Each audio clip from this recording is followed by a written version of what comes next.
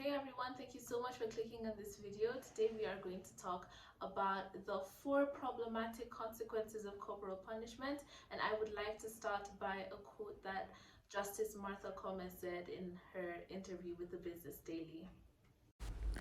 Children have no voice, so I choose to speak for them because I recognize they are our bridge to the future. And unless we nurture them, our future will be precarious. I recognize that children are vulnerable due to their age.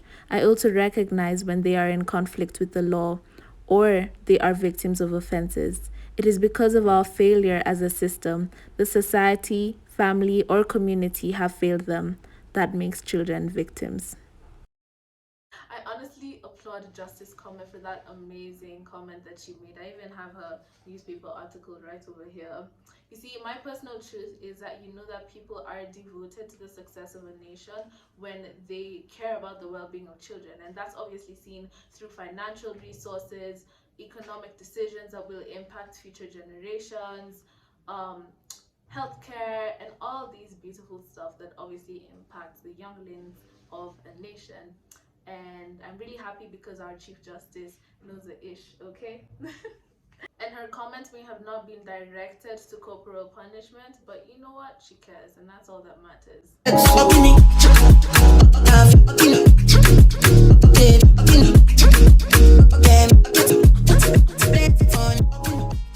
Hey everyone, my name is Nyasaina. Welcome to this video essay. I will talk about the 4 long-run problematic consequences of corporal punishment, and then I'll wrap it up with a nice quote at the end, and then we can continue. If you checked out my previous video, I talked about how Kenya has a very narrow discipline pathway for the children in schools, and this is mostly done through corporal punishment.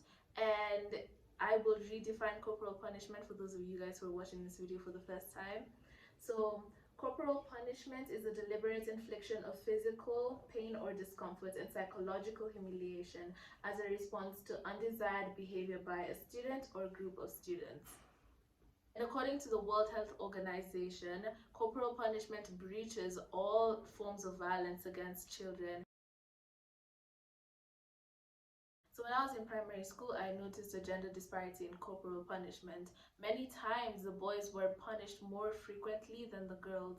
And what I mean by this is the teachers would punish them unfairly just because they were boys and just because they existed in a male body. And the whole idea that boys need to toughen up when in reality they're just vulnerable kids. So let me give you a brief history about how all of this gender disparity came into play in our current world. In an article by Paul Okobok titled Spare the Rod and Spoil the Colony, the first judicial caning in Kenya was a gendered form of punishment. Prohibitions were placed on caning girls and women, and officials explicitly described it as a means for disciplining males. Kenya and Great Britain are male states. Therefore, they differentiated between male and female bodies and the forms of punishment that these bodies could receive. Caning was simply not suitable for girls. According to the colonial officers in Kenya, there were issues of gender respectability and physical differences between female and male. Male bodies mattered less.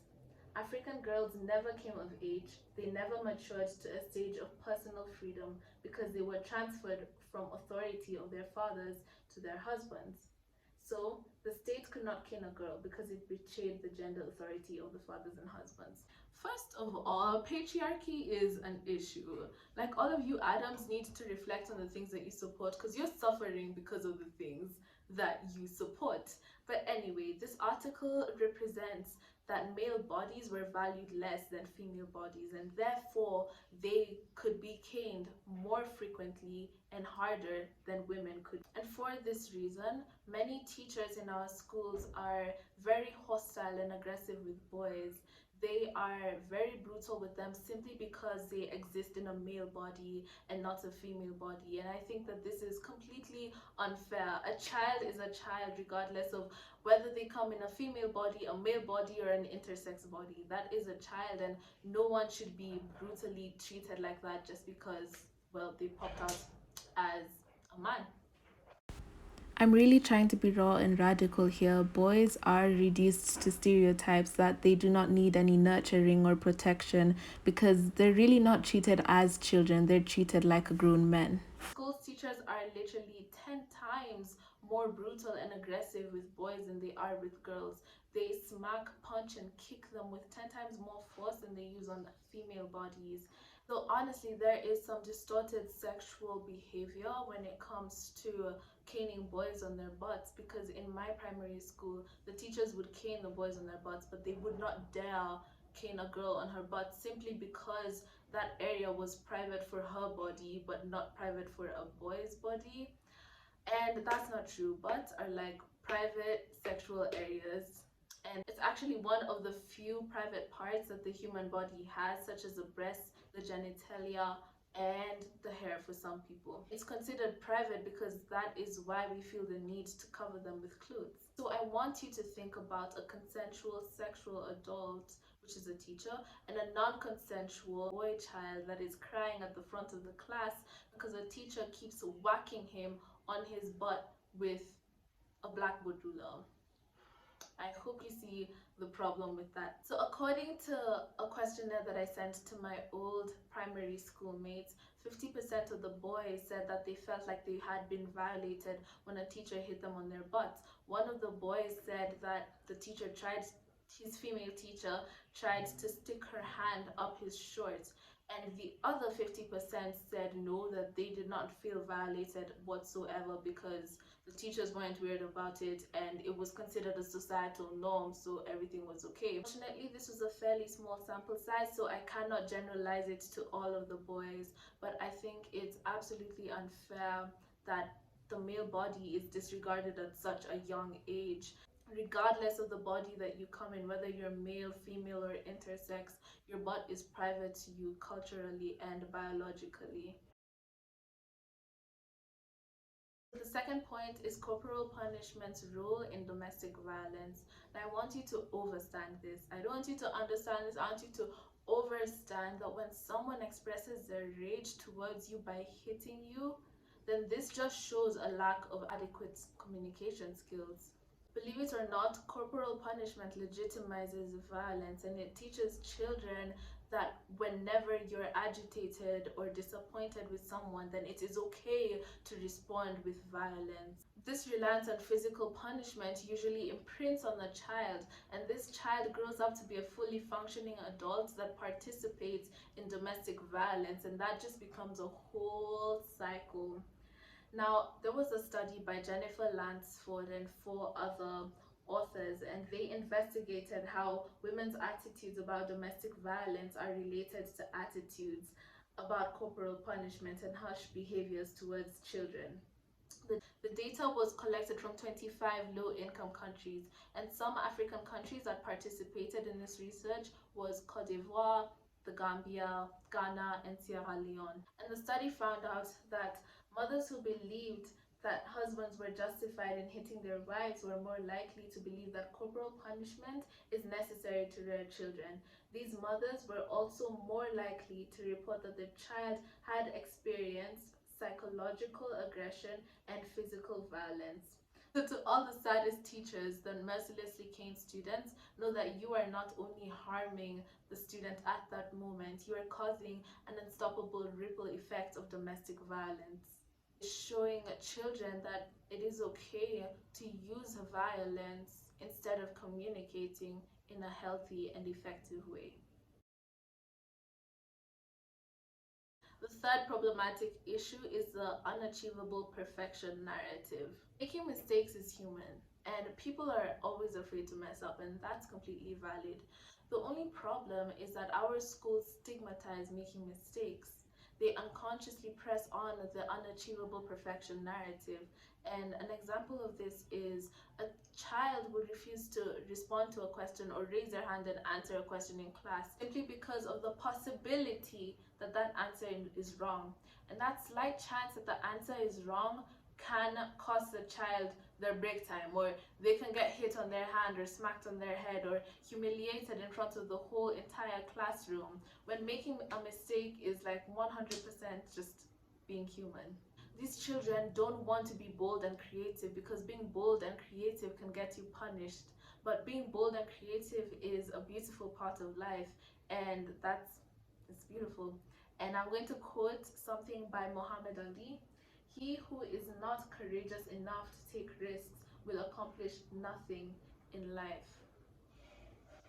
So teachers are limiting students from taking risks and just being bold, but that's what life is about. Life, the beauty of life is about taking risks and not knowing where it's going to lead you. But if anyone's watching this and if a teacher knocks that boldness out of you, boy, girl, human being, get up and rise, okay? You're better than that. Some of you are not going to like this, but tell the truth and shame the devil. Many times teachers hit students for reasons that are not related to academics, not related to manners, not related to the child. It's just about the teacher and the issues that they walked into school with that morning. So I asked a bunch of my friends on Instagram about non-academic reasons why they got hit in school, and this was their response. The teacher asked me what's up, and I said the sky. I was beaten for telling the teacher the order of who should play in the game. I was sitting on the desk during break time. I was twangwad for having my socks at my ankles instead of pulled all the way up to my knees. I was beaten for sleeping in class. I remember when I was 13, a teacher summoned me to his classroom and he started lecturing me about having a boyfriend. He started using a lot of brutal language with me, and then he called me a filthy prostitute and then slapped me across my face. And at the same time, this is the same teacher that was giving me inappropriate male attention. Like, dude, I'm a minor. There is nothing about a 13-year-old that should be sexually inviting to a grown man. And on top of that, our society needs to realize that by accepting corporal punishment, you are unconsciously giving access to students' bodies. You are giving these strangers access to students' privacy. And there have been cases where students have, female students and male students have been defiled all across Kenya. Like, it is traumatizing. There is no female or male that can give sexual consent before they turn 18. That's rape. Sometimes the people in our community are rapist sympathizers because these girls do not get justice. Their teachers that rape them just get away, or they get transferred to another school. They stay in jail for a couple of days, and just the story ends there, you know. And sometimes students don't even report what has happened to them. And there are many people, actually, teachers or not, and even some students believe in corporal punishment simply because they believe that it makes students discipline and stuff. And I just want to know why you relish corporal punishment when it is in fact a byproduct of racial terrorism and colonization. You know what? That is why we like to have conversations. So if you're on that side of the line, please feel free to like converse and like say your points in the comment section below. Thing is, I'm talking about life and death. There are many crazy teachers, deputy head teachers, whatever type of teachers you have in your school that are just, they're not in it to punish you, they're in it to express all of their rage, and children die because of this. And on top of this, there are some children who cannot take it at all and they end up committing suicide because of the actions of their teachers. So today I talked about 4 problematic issues of corporal punishment. The first was the gender disparity in corporal punishment. The second was corporal punishment's role in domestic violence. The third was the unachievable perfection narrative. The fourth was the teachers who beat for non-academic reasons.